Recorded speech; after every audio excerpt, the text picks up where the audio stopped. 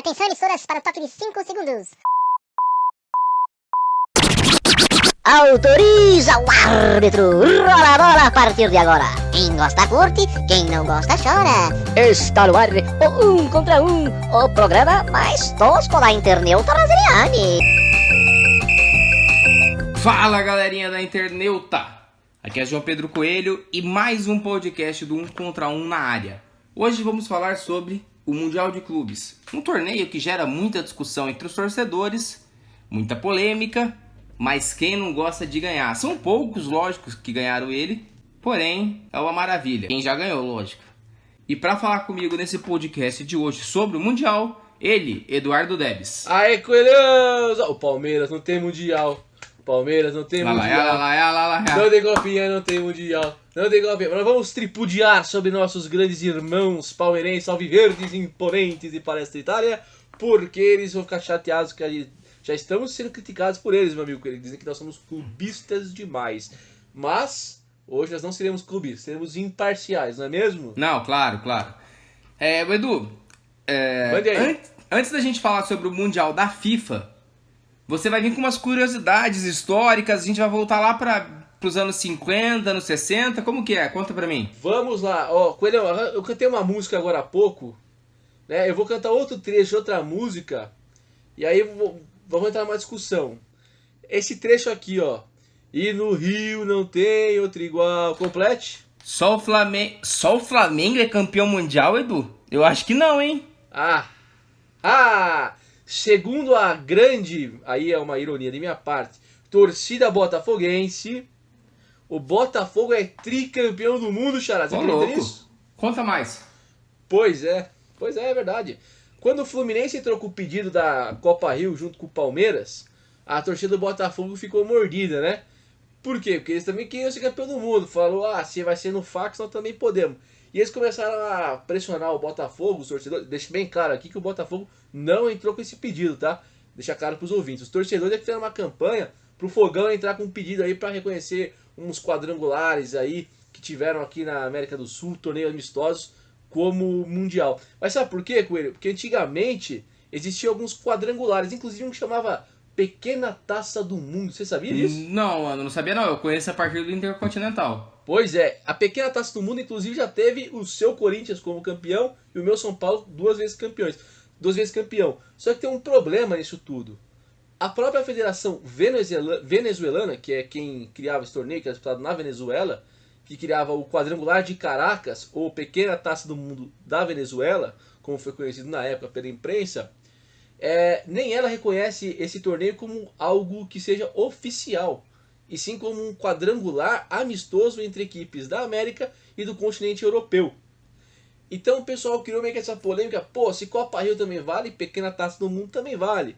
Bom, discussão à parte, se a FIFA decretar que vale, Coelhão, pode somar mais uma taça pro Timão e duas pro Tricolor, viu? Ô, louco. Mas, cara, eu vou falar pra você que eu nunca vi nenhum torcedor do Corinthians querer tanto essa taça, sabe? Querer tanto que, não, é mundial e é mundial, ponto. Nunca vi, vou ser bem sincero pra você. Bom, é complicado. O que acontece é o seguinte, tudo começou depois que o Palmeiras e depois do Fluminense se movimentaram na FIFA pelo reconhecimento da Copa Rio. Eu vou passar para os nossos ouvintes aqui um pouquinho da Copa Rio, só para eles saberem como funcionava. A Copa Rio ela foi disputada por 2 anos seguidos no Brasil, em 51 e 52, né? E o que acontece? A FIFA, num documento que teve numa reunião da Índia recentemente, ela reconheceu que mesmo a competição intercontinental, mesmo não sendo criação dela, aquela Copa Intercontinental que o pessoal, o campeão da Europa enfrentava o campeão da América do Sul em um jogo único lá no Japão, reconhecendo que não era de criação dela, mas que aqueles times eram de fato sim campeões do mundo, né? E aí abriu pretexto para o Palmeiras e o Fluminense pleitearem também essa Taça Rio como um torneio mundial. E aí seria o primeiro campeão do mundo, o campeão de 51, que no caso é o Palmeiras. Cara, o problema, caso aceitassem isso, né? Eu acho que nem seria o Palmeiras ser campeão mundial. A questão seria o Botafogo ter 3. Então, o que acontece é o seguinte, a polêmica toda é porque nem todos os campeonatos que europeus vieram para cá jogar ou que foram disputados na Europa com times sul-americanos são mundiais. Muitos deles, inclusive na época, já foram chamados pela própria imprensa e pelos clubes participantes de torneio amistoso. Não é o caso da Copa Rio, mas é o caso, por exemplo, do quadrangular de Caracas e da pequena, que também é chamada de Pequena Taça do Mundo. Então, já era tratado, inclusive o São Paulo e o Corinthians tiveram que pedir permissão à Federação Paulista de Futebol para disputar esse torneio, porque ele era um torneio que não estava no calendário oficial. Era um torneio amistoso, era uma excursão para fora do país. Ah, sim. E Edu, quando que surge o Intercontinental que conhecemos, né, com o campeão da América do Sul contra o campeão europeu, que você tanto conhece, né? Coelho, o campeonato intercontinental, né, conhecido como Toyota Cup também, que era o desafio mundial entre Europa e América do Sul, ele começou na década de 60, mais precisamente em 1960 em ponto, digamos assim, né? E ele foi organizado pela UEFA, pela Conmebol, até 1979. E de 80 até 2004, eles foram organizados pela UEFA, pela Conmebol, só que eles ficaram sob gerenciamento da Associação de Futebol do Japão. Por que isso? Porque a Associação de Futebol do Japão estava passando por um processo de profissionalização do futebol. E eles viram na oportunidade de trazer a organização da Copa Intercontinental como uma maneira de fortalecer o futebol japonês. Só agora uma curiosidade com relação à Copa Rio, que eu estava dizendo, o Palmeiras ele venceu a Juventus na final, né? Eram 2 jogos, ele venceu a Juventus e o Vasco da Gama parou na semifinal, assim como o Áustria Viena. Curiosidade, meu amigo Coelho, que em 52, o senhor sabe qual time foi vice-campeão da Taça Rio? Vasco? Corinthians, meu amigo. Pois é, Fluminense ganhou do Corinthians por 2-0 no jogo de ida e o empate em 2-2 no jogo da volta decretou o Flusão como campeão da Copa Rio de 52. Cara, imagina se o Corinthians tivesse ganho, como que seria hoje em dia, né? Porque o Corinthians teria os seus mundiais reconhecidos pela FIFA, acredito que não estaria na briga pela Copa Rio, enquanto o Palmeiras estaria. Cara, ia ser bem dor de cabeça, digamos assim. O negócio complicou. Mas olha, eu reconheço que ganhar da Juventus naquela época tem sim seus méritos, viu? E o torcedor palmeirense deve ficar orgulhoso disso. Não, e muito, muito. Exato. E o Palmeiras tinha academia, né? Se eu não me engano, era a época da academia. O Palmeiras sempre teve grandes times nessas décadas. E tem que se orgulhar mesmo. A Juventus é um dos melhores times da Itália. E o Palmeiras fez o que poucos conseguiriam fazer na época. Exatamente. Agora voltando de novo à Copa Intercontinental, aí, dando mais um saltinho de 10 anos, 9 anos mais precisamente, na história. E voltando a 1960, quando a Copa Intercontinental foi criada pela Conmebol e pela UEFA, ela era disputada no seguinte modo.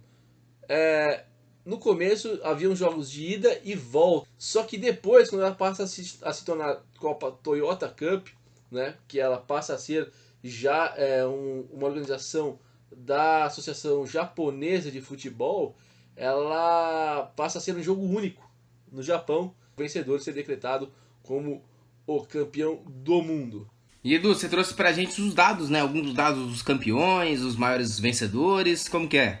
Sim, senhor. Eu tenho aqui a lista unificada de campeões, por como a FIFA diz que reconhecia a Copa Intercontinental como Mundial de Clubes, como campeão mundial, ela atualizou a lista de campeões mundiais dela. Quando eu digo lista de campeões mundiais dela, eu digo referente à soma dos 2 campeonatos, tá? Não é separado. Separado, ela tem uma outra lista, que seria dos campeões mundiais da FIFA, né? Do campeonato FIFA. Mas essa é a lista de campeões mundiais da entidade FIFA, tá ok?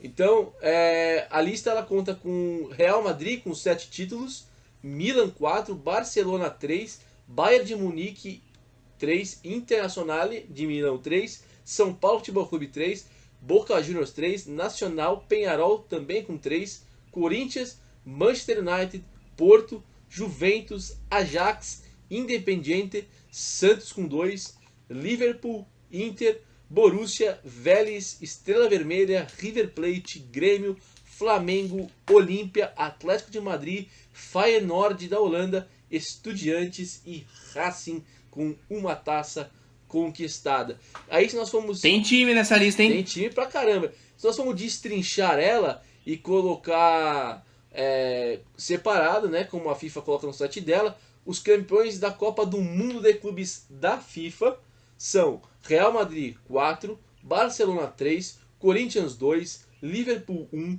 Bayern de Munique, Internazionale, Manchester United, Milan, Internacional de Porto Alegre e São Paulo também com uma conquista. Então, Edu, e aí você falou bem, né? A gente chega no Mundial organizado pela FIFA no ano de 2000. É aquele Mundial polêmico, né? Que gera polêmica até hoje. E vou falar pra você que eu acho que, cara, gera muita polêmica porque foi o Corinthians que ganhou. Porque se fosse o Vasco, o Real ou o Manchester United, ninguém ia estar falando nada. Não sei você. É que assim, é muito complicado a gente falar, porque na época o Mundial já estava estabelecido no conceito futebolístico do mundo inteiro que o Mundial era uma disputa no Japão entre o campeão da UEFA e o campeão da Libertadores.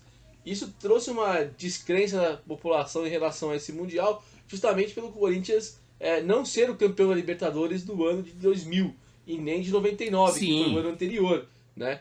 E até mesmo que houve uma negação do Palmeiras em participar desse campeonato, e aí o Corinthians entrou no lugar dele. Então isso já também gerou meio que uma repercussão negativa para o campeonato, né? Isso.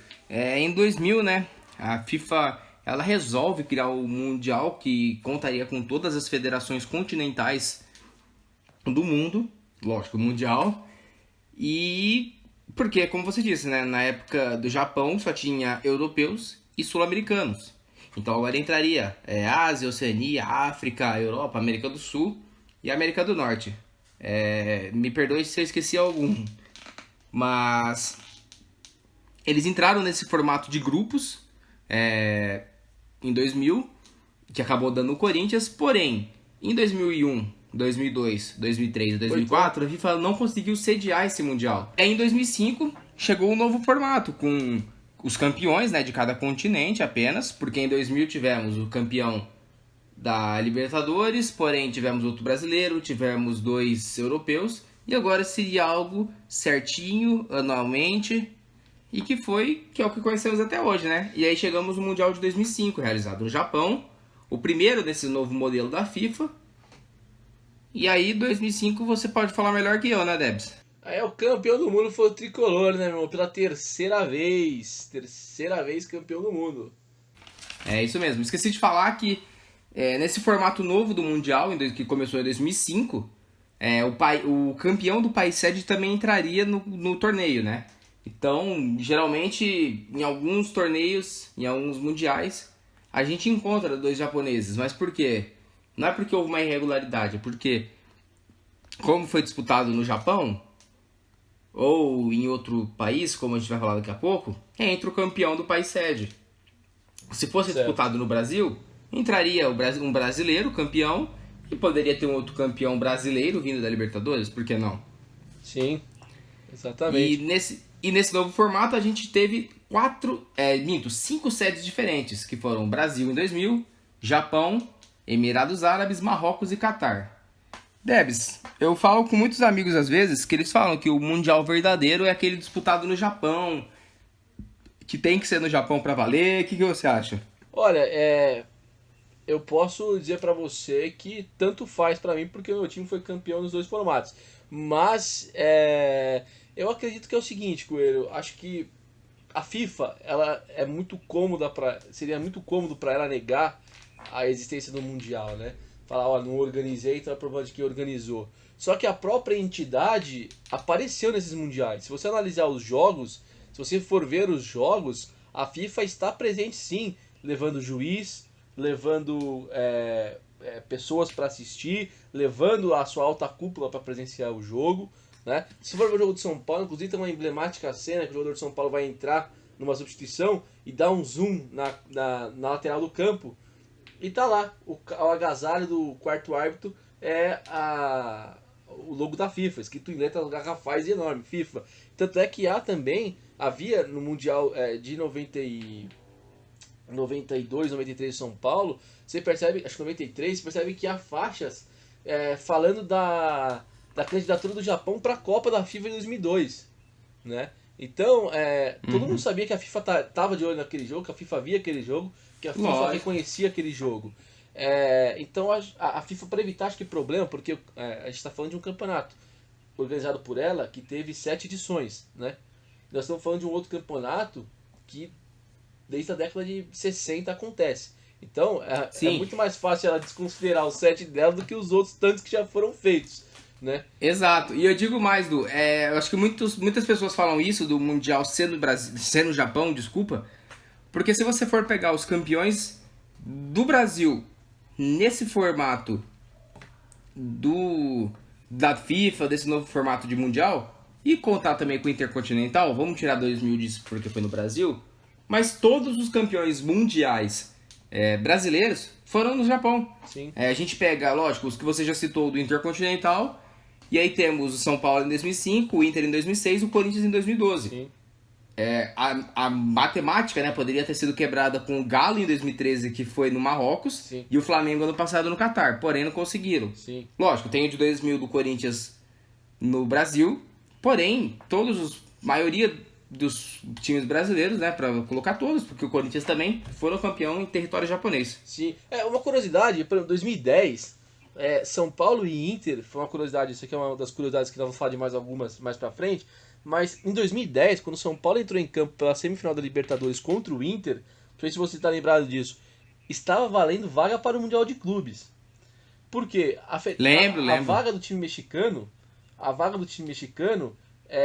para o Mundial é pela Copa da CONCACAF.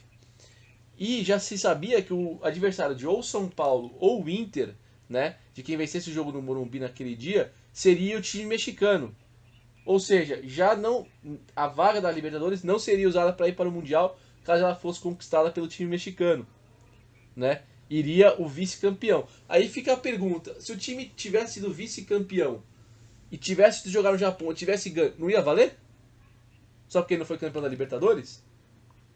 Né? Fica aquela questão. Exato. Então, essa questão também bate um pouco com a questão do Corinthians. O Corinthians não tem culpa de ter sido ou não sido convidado. Ele foi convidado, não foi? Não foi lá e ganhou? Então ele ganhou. Se a FIFA diz que isso vale, se a FIFA diz que isso é mundial, bom, quem somos nós para decidir, para discordar e falar contra? A FIFA tem N defeitos, a FIFA fala um monte de merda, faz um monte de merda? Sim, mas, né, é aquele negócio, ela é a entidade máxima do futebol, se ela diz, está dito, né? Quem somos Concorde ou não, ela é quem manda, né? Exatamente, e querendo ou não, todo mundo tá aí, você joga no YouTube, você vai ver o Edmundo chutando para fora e acabou o jogo, ponto. Sim. Entendeu? Agora, o que eu quero dizer é o seguinte, isso também não descredencia a briga do torcedor do Palmeiras e do torcedor do Fluminense pelo reconhecimento da Copa Rio. Entendeu? Isso também não descredencia, porque a Copa Rio foi um campeonato onde os times da Europa vieram para cá, né, e foram atropelados, né?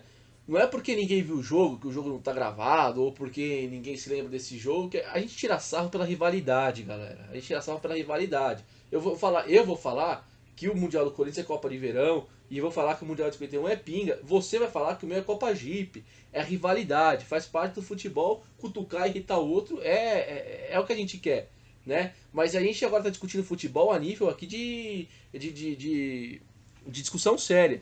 Então, na minha opinião, eu acho que a FIFA não erraria, veja bem, a FIFA não erraria, inclusive com base no próprio documento, se ela admitisse publicamente e considerasse os dois como campeões do mundo. Não teria erro. Por quê? Porque ela emitiu um documento que abre essa possibilidade. Né? Quando ela fez aquele documento que ela disse que por mais que ela não tivesse organizado a competição, e a competição foi organizada com caráter internacional por outra entidade, e ela ia valer, que foi o caso do Intercontinental, né? Foi organizado pela Conmebol, pela UEFA, pela AFA, pela Federação Japonesa de Futebol. Então, é o seguinte, cara, não adianta a gente ficar batendo em tecla de rivalidade para justificar as coisas. A gente pode usar isso numa discussão de bar, na brincadeira com o amigo. Agora, para falar de futebol sério, a gente tem que reconhecer. O Corinthians é bicampeão do mundo, o São Paulo é tricampeão do mundo e o Palmeiras, na minha opinião, é sim campeão do mundo. Eu acho que ganhar da Juventus como ele ganhou, com a propriedade que ganhou, no ano em que a Juventus tinha um puta de um timaço, e o Palmeiras também tinha um puta de um timaço, né? Num campeonato que era uma base montada internacional, eu acho que o torcedor do Palmeiras e do Fluminense sim podem gritar campeão do mundo. Eu acho que a FIFA deveria considerar. Minha opinião. Tem gente que não concorda, tem gente que é muito obtusa para entender isso, né? O que a gente tá falando, tem gente que é muito radical para entender. Mas enfim, eu acho sim que deve se considerar a Taça Rio como mundial, assim como o Intercontinental e assim como 2000 e o Mundial que é jogado em 2005 até hoje. Porque assim, Exatamente. agora vai falar o quê? Que aquele time que for campeão em 2021 vai chegar e falar, olha, eu só considero o meu título como mundial porque eu enfrentei 21 equipes. Os outros enfrentaram 2, 3 joguinhos. Não tá certo, né? Ô Duí, só duas curiosidades antes aqui da gente entrar numa outra discussão sobre o Mundial, sobre o novo formato, é que nessas edições da FIFA, basicamente seguiu o modelo que vinha seguindo antes do Intercontinental, porque sempre chegava na final um europeu e um sul-americano. Só duas edições não tiveram essa premissa, né, que foram em 2013 e 2010, quando o Raja ganhou do Atlético nas semifinais e acabou sendo derrotado pelo Bayern de Munique, e o Mazembe ganhou do Inter na semi e acabou sendo derrotado pela Inter de Milão. Sim. E Du, deixa eu fazer uma pergunta pra você. Coelho, rapidinho. Isso em relação ao time brasileiro, né? Porque nós também tivemos em 2016 o Kashima Antlers fez 3-0 no Atlético Nacional da Colômbia, né? Isso, bem lembrado. E quase ganhou do Real Madrid na final ainda. Se não fosse a prorrogação, se tivesse pênalti direto, aí o time do Kashima jogou muito bem. Se fosse um time brasileiro na final, tinha ganho do Real Madrid, minha opinião. Sim. E deixa eu falar pra você. A gente sempre fica anualmente, né? Eu acho que hoje em dia nem tanto. Não sei, eu acho que antes já foi mais... Por causa das mudanças do futebol, eu acho que antes era uma coisa mais vibrante, né? A gente sempre que estava na Libertadores queria ganhar para ir pro Mundial, sabia que era difícil. Mas tem time aí que parece que ir pro Mundial é como a gente joga o Paulista. É anualmente. Sim. Você sabe de quem eu tô falando? Do time que mais disputou o Mundial? Você tá falando do Real Madrid, não é? Não. É do Auckland City, da Nova Zelândia. Auckland City? Foram 9...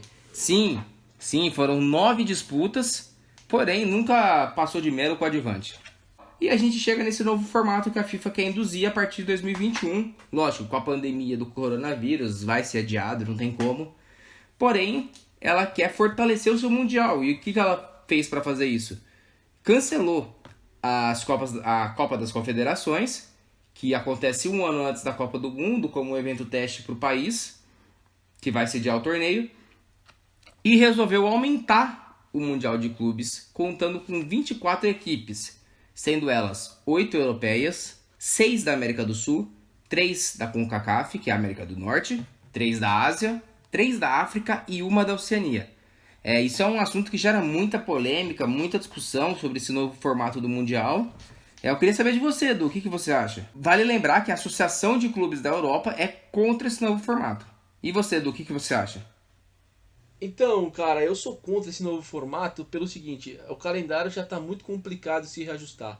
A UEFA e a Conmebol não sabem se a Libertadores e a Champions vão acabar a tempo de ter Mundial esse ano. Se esse Mundial desse ano tiver que ser disputado no ano que vem, vão ter 2 Mundiais no mesmo ano.